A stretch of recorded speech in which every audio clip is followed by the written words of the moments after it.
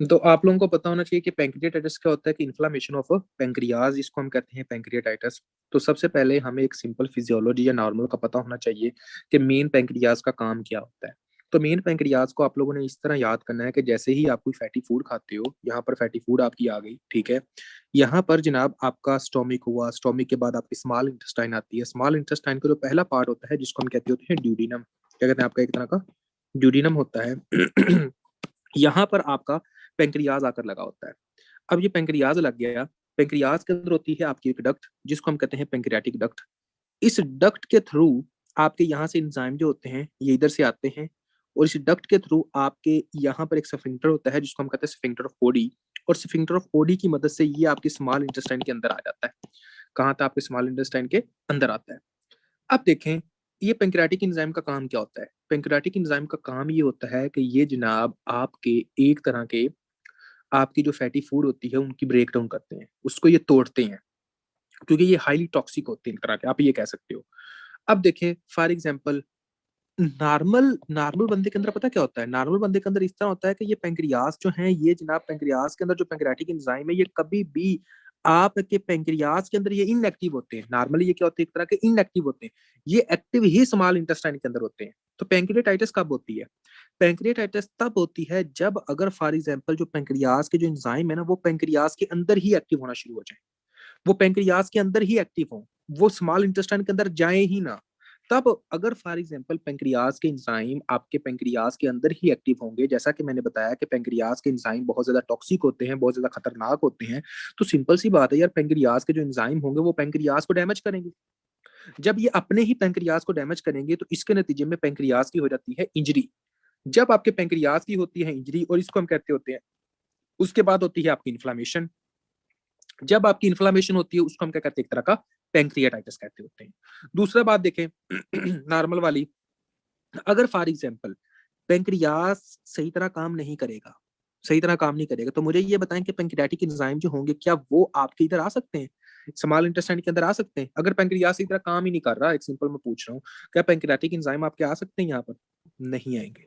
जब आपका pancreatic enzyme आपके इंटेस्टाइन के अंदर नहीं आए, तो क्या आपकी जो फैटी फूड है यहाँ पर, क्या वो एक तरह की टूटेगी, नहीं टूटेगी। जब आपकी फैटी फूड टूट ही नहीं तो भाई आपके ब्लड के अंदर कहाँ जाएगी, वो भी नहीं जा सकती।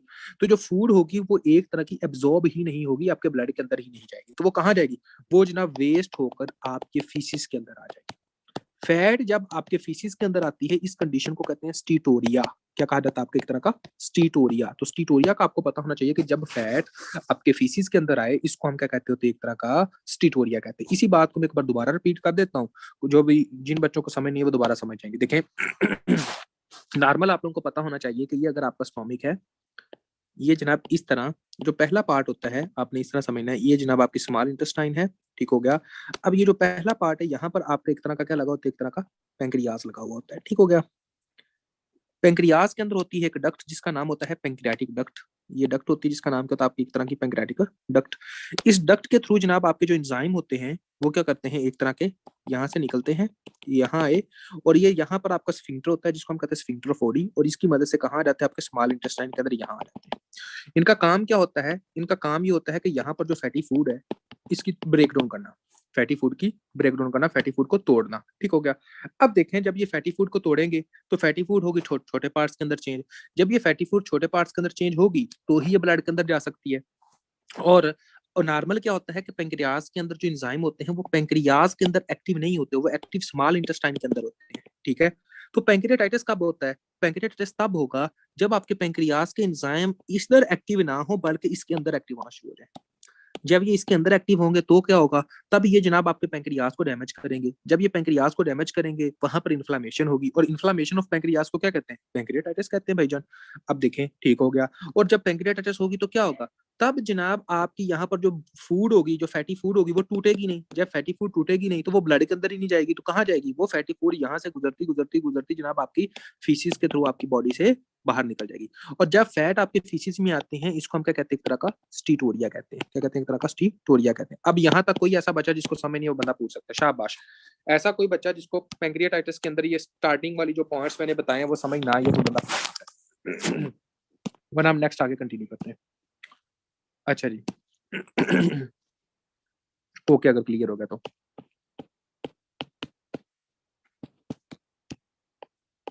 रिपीट कर दूं। ये तकरीबन, मैं दोबारा एक बार चलो रिपीट कर दूं, तकरीबन 3 से 4 दफा मैं रिपीट करने लगा हूँ। नॉर्मल आप लोगों को पता होना चाहिए कि इन्फ्लामेशन जब पेंक्रियाज की होती है उसको हम कहते होते हैं पेंक्रियाटाइटिस, ठीक है। अब देखें नॉर्मल बंदे के अंदर क्या होता है, नॉर्मल बंदे के अंदर ये होता है कि जो पेंक्रियाज होता है उसके अंदर जो पेंक्रियाटिक एंजाइम होते हैं वो इसके इंटेस्टाइन के अंदर जाकर एक तरह के रिलीज होते हैं। अब अगर फॉर एग्जांपल किसी वजह से एंजाइम आपकी इंटेस्टाइन के अंदर जाकर रिलीज ना हो बल्कि पेंक्रियाज के अंदर ही रिलीज होना शुरू हो जाए तो वो पेंक्रियाज को ही डैमेज करना शुरू कर देते हैं। जब वो पेंक्रियाज को ही डैमेज करना शुरू कर देते हैं तो इसको हम कहते होते हैं पेंक्रियाटाइटिस। क्या कहते हैं, एक तरह का पेंक्रियाटाइटिस कहते होते हैं, ठीक है। और पेंक्रियाज के अंदर जो एंजाइम है वो जरूरी क्यों है जी? फैटी फूड जिसके अंदर फैट हो, ये भी अपना नाम भी चेंज कर लो। नहीं, स्टीरॉइड्स और चीज है आदिल, और स्टीटोरिया एक और चीज है। स्टीटोरिया ये होता है जब आपके फीसिस के थ्रू आपकी फैट आए, यानी कि स्टूल के अंदर फैट का लेवल बहुत ज्यादा आना शुरू हो जाए, इसको हम स्टीटोरिया कहते हैं। स्टीरॉइड्स तो है ही और चीज, ठीक हो गया। ये भी अपना नाम चेंज कर लेना यार। अच्छा जी, अब हम आ जाते हैं आगे, और आगे देख लेते हैं कि आगे क्या सीन है। आगे आप लोगों को देख लेते हैं। आगे आप लोगों को पता होना चाहिए कॉजेज ऑफ पेंक्रियाटाइटिस। इसको हम आगे कंटिन्यू करते हैं और कॉजेज की तरफ आते हैं। कॉजेज ऑफ पेंक्रियाटाइटिस, इंशाल्लाह एक एक कॉज को हम फुल डिटेल के अंदर देखेंगे जो अक्सर पूछे जाते हैं। इसके साथ आपकी बेसिक भी कवर होगी। इसके साथ जिन बच्चों को बेसिक नहीं आएगी वो इंशाल्लाह सर्जरी जब ये करेंगे उनकी बेसिक भी साथ साथ मैं कवर करवाता जाऊंगा, ठीक होगा। अगर एमसीक्यूज आए कि most common cause of pancreatitis क्या है, तो आपने आंखें बंद करके लगाना है गाल स्टोन। क्या लगाना है आपने? गाल स्टोन। अगर आप दे रहे हो एनएलई का पेपर, मोस्ट कॉमन कॉज क्या आपका एक तरह का गाल स्टोन है, ये तब लगाना है जब आप एनएलई का पेपर दे रहे हो, ठीक है। लेकिन नंबर 2 जो आपका कॉज होता है वो क्या होता है? आपका अल्कोहल। क्या होती है? एक तरह की अल्कोहल होती है। ये आपने तब लगाना है जब आप एक तरह का पेपर दे रहे हो यूएसएमएलई का। सेकंड मोस्ट कॉमन कॉज, यानी कि सबसे ज्यादा मोस्ट कॉमन कॉज क्या होता है? एक तरह का अल्कोहल, गालस्टोन होती है। सेकंड मोस्ट कॉमन कॉज क्या होगी? मोस्ट कॉमन कॉज क्या होगी? एक तरह की अल्कोहल होगी। लेकिन अगर आप यूएसएमएलई का पेपर दे रहे हो तो आपने कहना है कि फर्स्ट मोस्ट कॉमन कॉज ये है और आपका दूसरे नंबर पर ये। मेरी बात को समझे कि नहीं समझे? मतलब कि जब आप पाकिस्तानियों के अंदर क्या होता है, पाकिस्तानियों के अंदर गालस्टोन होती है। हर पाकिस्तानी शराब नहीं पीता, लेकिन हर गोरा जो है वो दूसरा शराब पी रहा होता है, ठीक है। अगर पूछा जाए कि हाँ जी जनाब पैंक्रियाटाइटिस के अंदर मोस्ट कॉमन कॉज क्या है, तो आपने कहना है कि पाकिस्तानी पेपर के मुताबिक आपने कहना है गालस्टोन, लेकिन गोरों के लिहाज से आपने कहना है कि भाईजान अल्कोहल होती है। अब ये दो जो पॉइंट्स है ना, ये सबसे मेन है। इनको हम फुल डिटेल में देखेंगे, ठीक होगा। इनको हम फुल डिटेल में देखेंगे। बाकियों के मैं पॉइंट्स लिख दूंगा जो इसके कॉजेज है, लेकिन ये वाले जो है ये दो मेन है जो कि हमको पता होना चाहिए कि भाई कैसे। मेरी बात को थोड़ा सा गौर कीजिएगा, सिंपल सा लॉजिक है बहुत, और इंशाल्लाह आप लोगों को समझ भी आ जाएगी अगर आप थोड़ा सा माइंड अपना एक्टिव रखेंगे। देखिए फॉर एग्जाम्पल ये आपका होगा एक तरह का एसोफेगस, ये जनाब होगी आपकी एक तरह का स्टोमिक, ठीक हो गया। और यहाँ पर जनाब आपकी एक तरह की स्मॉल इंटेस्टाइन ऐसे आ रही है, ठीक होगा। ये स्मॉल इंटेस्टाइन ऐसे आती जा रही है। अब देखें आप लोगों को पता है यहाँ पर क्या होता है? एक तरह का पेंक्रियाज होता है। यहाँ पर आपने क्या लगाना है? एक तरह का पेंक्रियाज होता है, ठीक हो गया। पेंक्रियाज के अंदर होती है जनाब आपकी डक्ट जिसको हम कहते हैं पेंक्रियाटिक डक्ट, ठीक हो गया। यहाँ पर होता है आपने कहना है एक लीवर साहब, ये लीवर हो गया जनाब। यहाँ पर होती है जनाब आपकी एक तरह का गाल ब्लैडर, ठीक है। यहाँ गाल स्टोन का मतलब क्या है?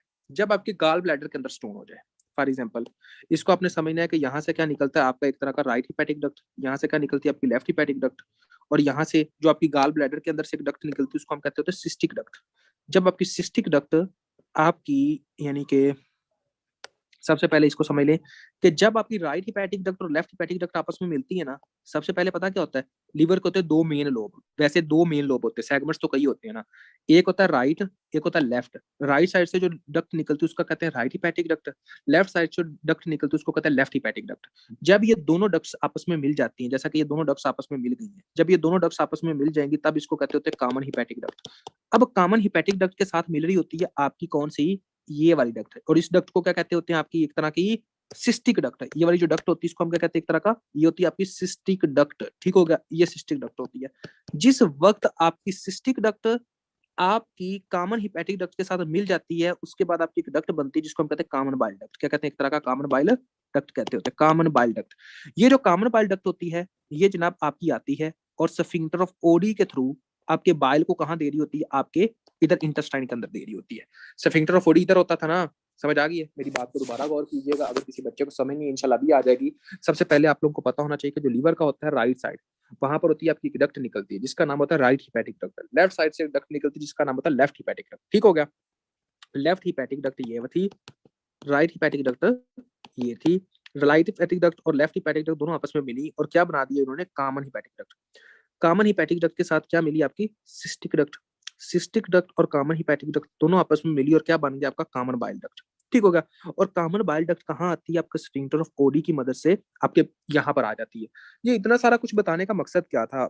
मतलब के टॉपिक पैंक्रियाटाइटिस है, इधर आने का मकसद क्या था? मेरी बात को थोड़ा सा गौर करना है, शाबाश। देखें, फॉर एग्जाम्पल अगर यहाँ पर स्टोन बन गया, गाल स्टोन, ठीक हो गया। जब आप कोई फैटी फूड खाते हो ना, नॉर्मल बंदे के अंदर पता है, जब आप कोई फैटी फूड खाते हो तो फैटी फूड जब यहाँ पर आती है ना आपकी इंटेस्टाइन के अंदर, जैसे आपकी फैटी फूड आपकी इंटेस्टाइन के अंदर आती है, यहाँ से आप एक हार्मोन रिलीज होता है जिसका नाम होता है सीसीके। क्या नाम होता है आपका? सीसीके हार्मोन। ये सीसीके हार्मोन क्या काम करता है?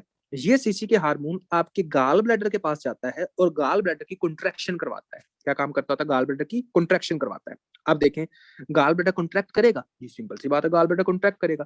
जब आपका गाल ब्लैडर कॉन्ट्रैक्ट करेगा तो गाल ब्लैडर के अंदर ये यहाँ पर जो स्टोन है ये बाहर निकल सकता है कि नहीं निकल सकता? निकल सकता है। ये स्टोन इधर से ट्रेवल करता करता आपका आया कहाँ पर? आपकी कॉमन बाइल डक्ट के अंदर। जैसे ही कॉमन बाइल डक्ट के अंदर इधर आ रहा है, ऐसे आ रहा है, ऐसे आ रहा है, आ रहा है, आ रहा है, आ रहा है, उसके बाद क्या होता है? ये जनाब स्फिंक्टर ऑफ ओडी के सामने आ जाता है। यहाँ पर स्फिंक्टर ऑफ ओडी तो होता है बिल्कुल छोटा सा, समझ आ रही है? स्फिंक्टर ऑफ ओडी तो बिल्कुल छोटा सा होता है, लेकिन स्टोन बड़ा होता है, तो ये स्फिंक्टर ऑफ ओडी को ब्लॉक कर देता है। स्फिंक्टर ऑफ ओडी को ब्लॉक कर देता है। मेरा आप लोगों से क्वेश्चन करने का जो मेन मकसद है, मेरे ख्याल में अब आप लोगों को मेन लेवल की समझ आई होगी अगर आप थोड़ा सा गौर करें कि अब देखें ये ब्लॉक है रास्ता, तो मुझे ये बताना है कि यहाँ से जो एंजाइम रिलीज होंगे यहाँ जाएंगे, यहाँ जाएंगे, क्या वो स्फिंक्टर ऑफ ओडी की मदद से आपके स्मॉल इंटेस्टाइन के अंदर जा सकेंगे? हाँ जी। क्या आप लोगों के जो एंजाइम है वो जा सकेंगे? एंजाइम जा ही नहीं सकेंगे। जब आपके एंजाइम नहीं जाएंगे तो वो एंजाइम कहाँ जाएंगे? वो एंजाइम आपके पेंक्रियाज के अंदर जाएंगे, और वो एंजाइम जब आपके पेंक्रियाज के अंदर जाएंगे तो वो एंजाइम आपके पेंक्रियाज को डैमेज करेंगे। जब आपके पेंक्रियाज को डैमेज करेंगे, समझ आ रही है? तो उसके बाद क्या होता है? उसको हम क्या कहते हैं? एक तरह का पेंक्रियाटाइटिस कहते होते हैं। क्या कहते हैं? पेंक्रियाटाइटिस। यानी कि यही जो पेंक्रियाज होता है कि जो एंजाइम होते हैं वो इसको डैमेज करते हैं। जब इसको डैमेज करते हैं, इसको कहते हैं ऑटोलाइसिस। ऑटोलाइसिस, ऑटोलाइसिस कैसे हुई? तो भाई उसके अपने ही एंजाइम ने अपने ही जिस्म को मारा, अपने ही आर्गन को मारा, इसको हम कहते हैं ऑटोलाइसिस। ठीक हो गया? अपने ही पार्ट को मारना शुरू कर दिया, तो देखें इसको हम क्या कहेंगे? एक तरह का पेंक्रियाटाइटिस। ठीक हो गया? ये जनाब आपका इस तरह हो गया। यहाँ तक किसी बच्चे को, अगर कोई बच्चा आज से आप लोगों के साथ बंदा कोई क्वेश्चन पूछता है कि यार ये कैसे होता है, तो आप मेरे ख्याल में कंसेप्ट बता सकते हो कि नहीं बता सकते? हाँ जी, कोई ऐसा बच्चा जिसको समझ ना आई हो? अब देखें फॉर एग्जाम्पल के सीसी के हार्मोन का और काम है यार। सीसी के हार्मोन तब होता है जब आपकी इंटेस्टाइन के अंदर खुराक जाती है, समझ आ रही है? सीसी के वाला बता दें। देखें, सीसी के आपका हार्मोन वो होता है जैसे ही फॉर एग्जाम्पल आपकी इंटेस्टाइन के अंदर यहाँ पर खुराक आई, तो इधर से आपका हार्मोन रिलीज होता है जिसका नाम होता है सीसी के। ये सीसी के क्या काम करता होता है? कोलिसिस्टोकाइनेज इसको कहते होते हैं। सीसी के कोलिसिस्टो गाइनियस। और ये क्या काम करता है? ये गाल ब्लैडर के पास जाकर उसकी कंट्रैक्शन करवाता है। जब आपके गाल ब्लैडर की कंट्रैक्शन करवाता है तो उसके बाद यहाँ पर जो स्टोन है वो तो बाहर निकलेगा ही। जब स्टोन बाहर निकलेगा तो ये कहाँ आएगा? ये जनाब आपकी यहाँ पर आ जाएगा। ठीक होगा? यहाँ पर अब अटक गया। इधर से जनाब आप इंजाइम तो जाने नहीं है, तो इंजाइम ने कहाँ जाना है? पेंक्रियाज के अंदर ही जाना है, तो पेंक्रियाज को ये डैमेज करेंगे, पेंक्रियाटाइटिस ये काज करेगा। सिंपल सी बात है। अच्छा, अब थोड़ा सा ना फॉर एग्जाम्पल इस बात को ऑटोलाइसिस और ऑटोइम्यून डिफरेंस। डॉक्टर बुखारी साहब, ऑटोलाइसिस और ऑटो इम्यून डिजीज में जमीन आसमान का फर्क है। ऑटो इम्यून डिजीज वो होती है जब आपके ब्लड के अंदर हमारे जो इम्यून सेल्स है ना, फॉर एग्जाम्पल हमारा जो खून है वो ही हमें डैमेज करना शुरू करते हैं, उसको हम कहते हैं ऑटो इम्यून डिजीज। ठीक हो गया? फॉर एग्जाम्पल हमारे इम्यून सिस्टम का काम क्या होता है? कि हमें इन्फेक्शन से बचाना, हमारी बॉडी को प्रोटेक्ट करना। अगर हमारा इम्यून सिस्टम ही हमें डैमेज करना शुरू कर दे तो उसको हम ऑटो इम्यून कहते हैं। ऑटोलाइसिस के अंदर आपका इंजाइम है जो इसको यहाँ पर खत्म, इसकी ब्रेकडाउन करवा रहा है, इनगल्फ करवा रहा है, इसको हम ऑटोलाइसिस कहते हैं। ठीक है? लेकिन ये कह लो काम तो दोनों एक तरह की कर रहे हैं ना, मतलब ऑटोइम्यून भी यही काम कर रहा है, वो भी ये, लेकिन दोनों में फर्क होता है। ठीक है? अब देखें फॉर एग्जाम्पल सबसे पहले हम लोगों को पता होना चाहिए कि आपके पैंक्रियाज से मेन कौन से एंजाइम रिलीज होते हैं। आपके पैंक्रियाज से जो मेन एंजाइम रिलीज होते हैं वो होते हैं आपके लाइपेज, आपकी अमाइलेज। ठीक हो गया? उसके बाद आपको पता होना चाहिए प्रोटीएजेस,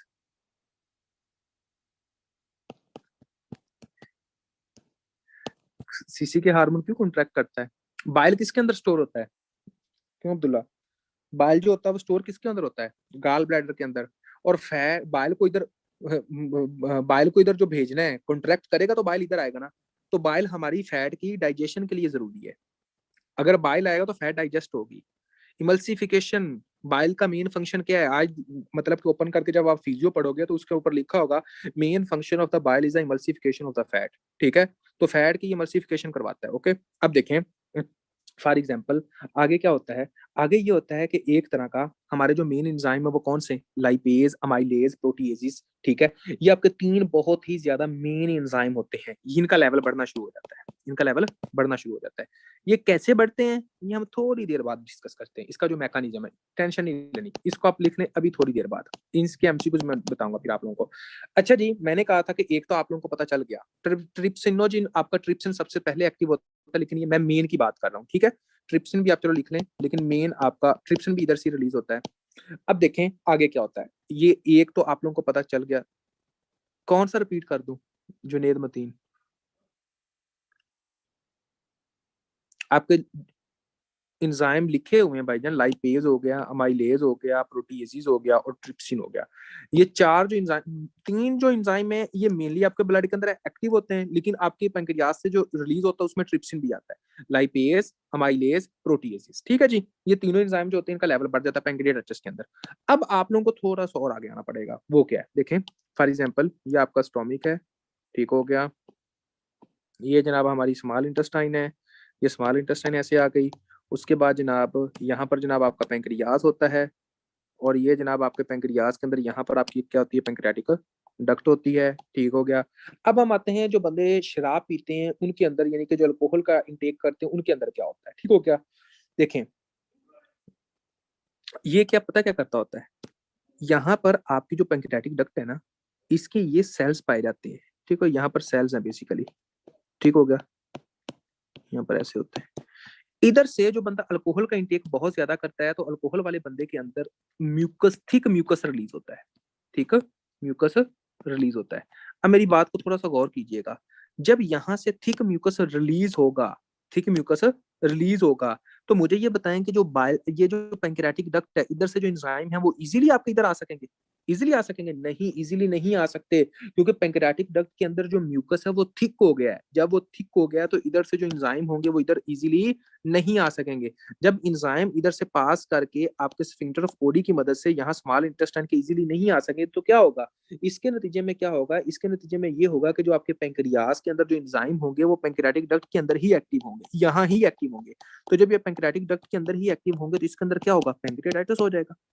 ठीक हो गया। तो अगर फॉर एग्जांपल आपसे कोई बंदा पूछता है कि अल्कोहल वाले बंदे के अंदर क्या होता है, तो आपने कहना है कि उसके अंदर म्यूकस, थिक म्यूकस प्रोड्यूस होता है।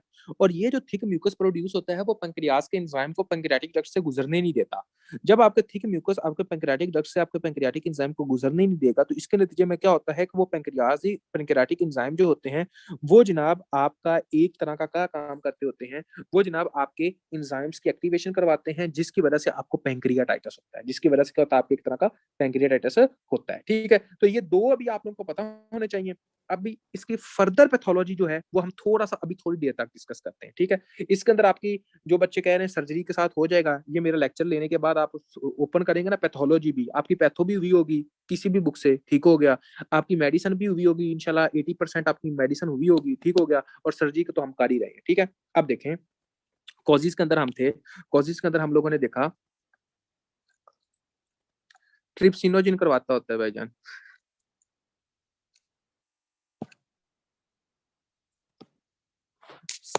ट्रिप्सिन जो होता है, हाँ जी। और उसके बाद आगे आ जाते हैं, आगे देखते हैं कि कॉजेज के अंदर क्या क्या चले। कॉजेज, डॉक्टर बुखारी यार नाम पूरा लिख लो, कौन से बुखारी है? दो तीन को तो मैं जानता हूँ, आप पता नहीं कौन से वाले हो। ठीक है, तो सबसे पहले आपने क्या कहना है? एक तरह का गाल स्टोन।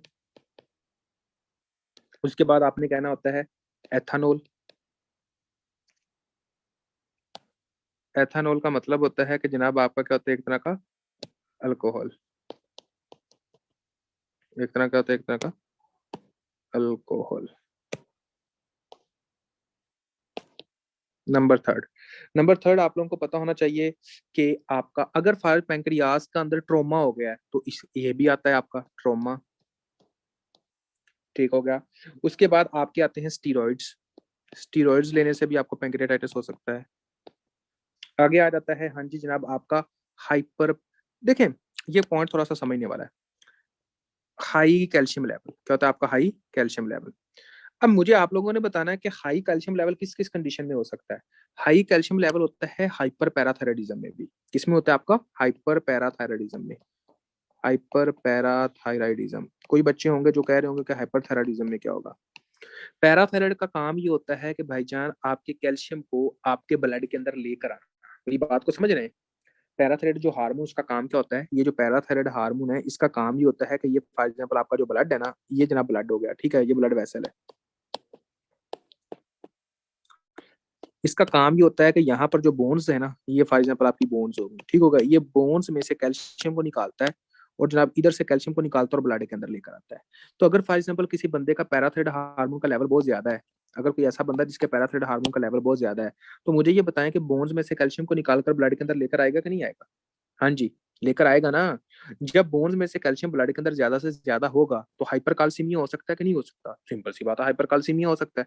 लेकिन ये कैल्शियम कैसे एंजाइम को एक्टिवेशन करवाता है?